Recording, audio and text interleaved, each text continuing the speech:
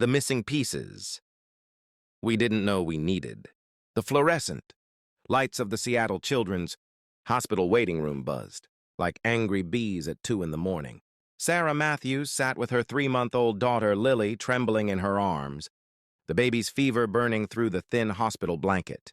Sarah's hands shook as she filled out forms with her free hand, her vision blurring from exhaustion and fear.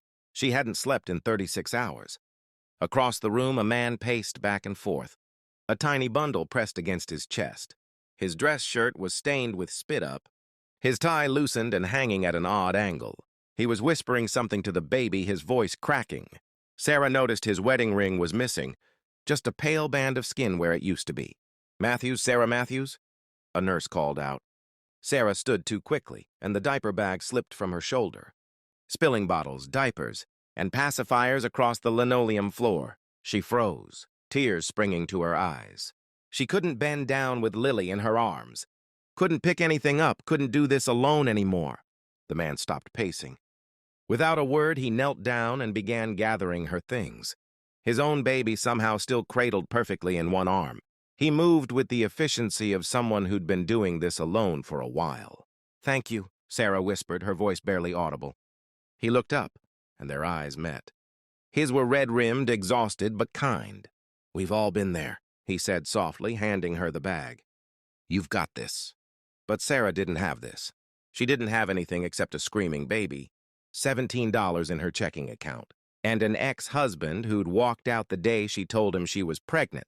She'd moved to Seattle for a fresh start, away from the pitying looks in her Georgia hometown, away from everyone who'd told her she was making a mistake keeping the baby. The nurse led her back, and Sarah didn't see the man again that night. Lily had a severe ear infection. They got antibiotics, instructions, and a bill that made Sarah's stomach turn. She drove home in the pre-dawn darkness, Lily finally sleeping in her car seat, and cried the entire way.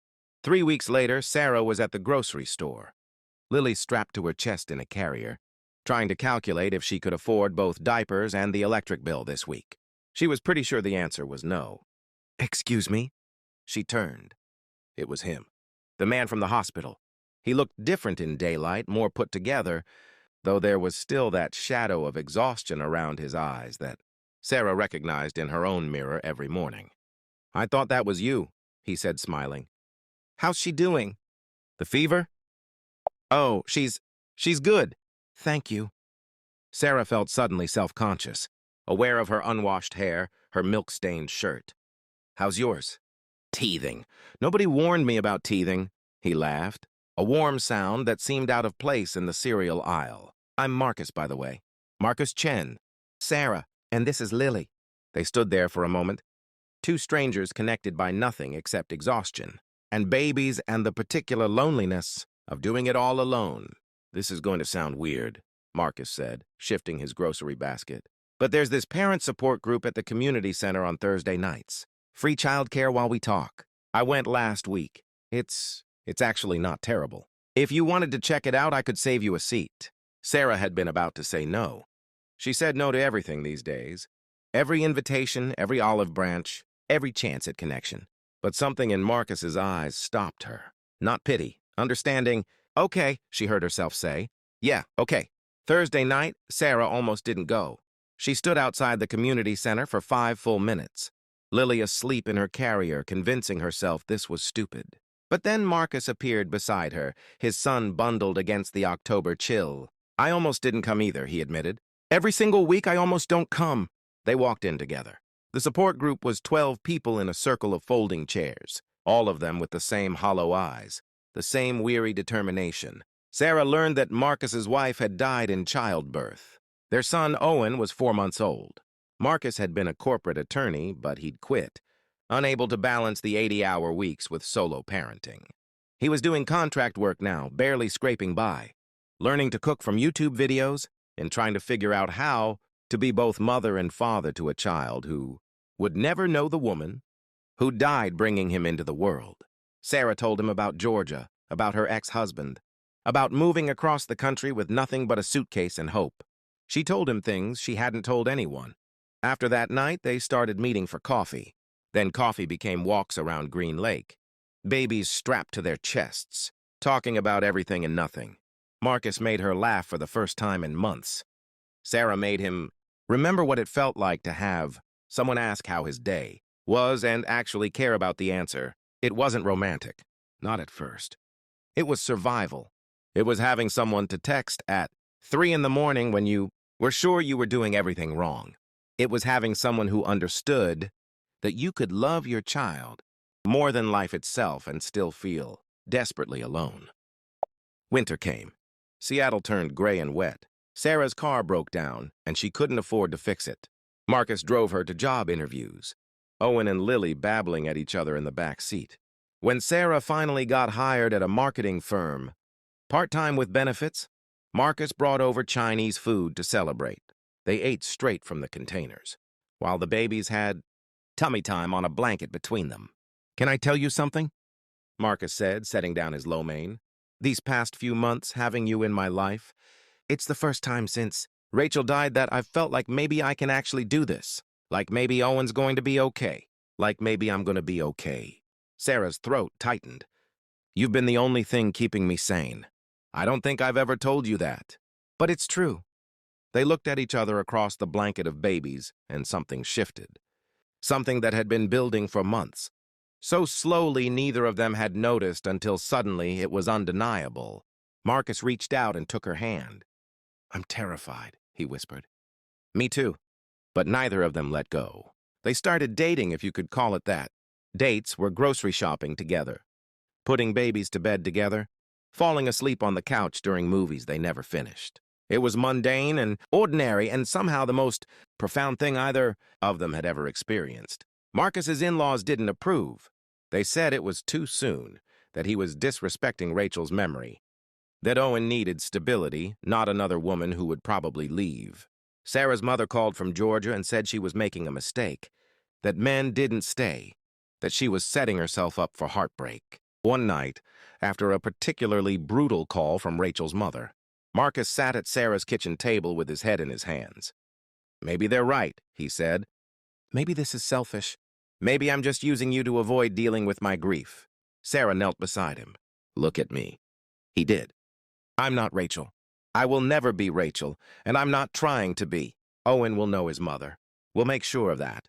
But Marcus, you're allowed to live. You're allowed to love again. Rachel would want that." "I know she would." "How do you know?"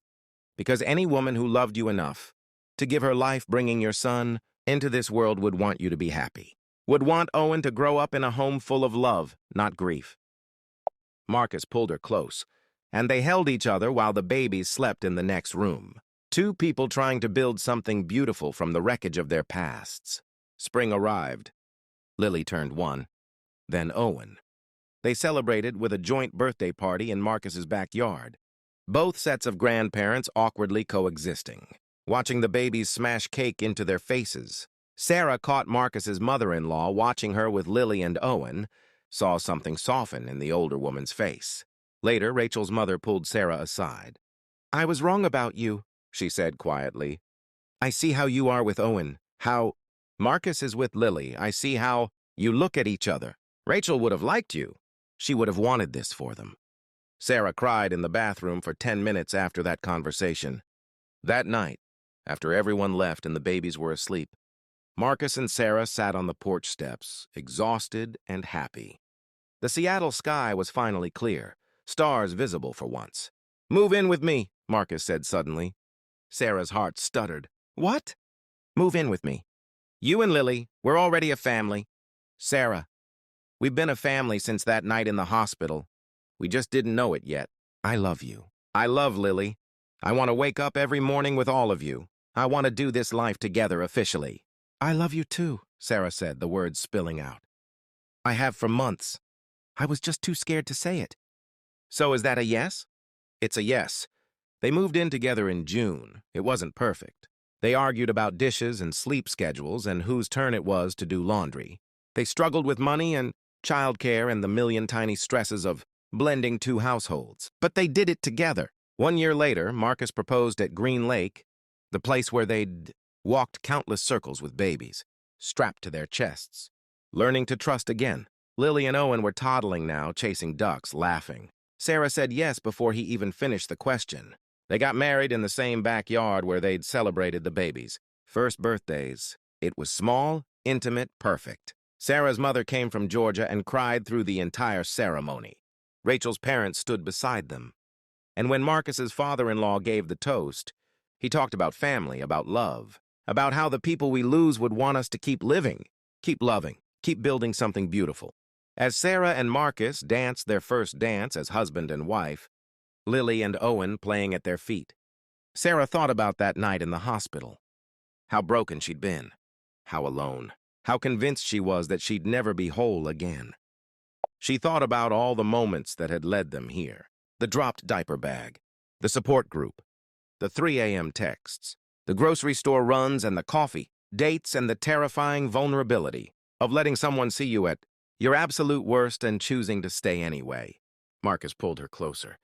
What are you thinking about? How we almost didn't happen. If I hadn't dropped that bag, if you hadn't stopped to help, if either of us had been too scared to try. But we did try. We did happen. Yeah, Sarah whispered, watching their children, their impossible, beautiful children, playing together like they'd always been siblings. We did, and as the sun set over Seattle, painting the sky in shades of gold and pink, Sarah finally understood what it meant to be whole, not because someone completed her, but because she'd been brave enough to let someone walk beside her, because she'd learned that family wasn't just blood and genetics and traditional timelines. Family was the people who showed up, who stayed, who helped you pick up the pieces when everything fell apart and helped you build something new from what remained. They were broken people who'd found each other in the worst moment of their lives and decided to be broken together. And somehow, that brokenness had transformed into something whole. Not perfect, but whole. And that was everything.